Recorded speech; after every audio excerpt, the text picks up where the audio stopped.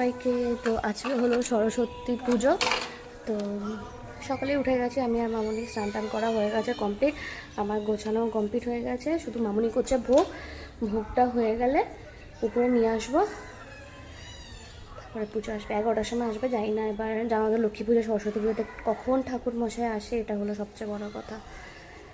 তো চলো আর তোমাদের দেখিয়ে দিই একটু কেমন আমি সাজিয়েছি। দেখো সব সাজানো কমপ্লিট হয়ে গেছে, ছাদেই হয়েছে আমাদের অ্যাকচুয়ালি পুজো। আর এই দেখো আমাদের বাড়ির পাশে মাঠেও পুজো করছে, ঠিক আছে। তো চলো মামুনি ভোগ করছে। সব আমাদের খিচুড়ি হচ্ছে, 5 রকম ভাজা, লাবড়া, তারপরে পায়েস আর বাঁধাকপি বাকি হয়েছে, আর মোটামুটি সব শেষ।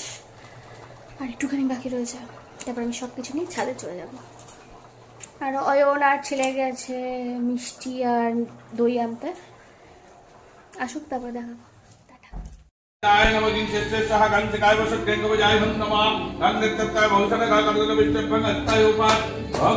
তো বাড়ি থেকে বেরোতে না বেরোতে আমার জুতো ছিঁড়ে গেছিলো, ওখান থেকে আমি জুডিওর থেকে জুতো কিনে আখের রস খেয়ে চলে এসেছিলাম আরসালানে খাবার খেতে। খেয়ে দিয়ে চলে গেছিলাম বাড়িতে, কারণ আর ভালো লাগলো না ঘুরতে। তো ভিডিওটা ভালো লাগলে প্লিজ লাইক অ্যান্ড সাবস্ক্রাইব করে দিও। Bye and love you all.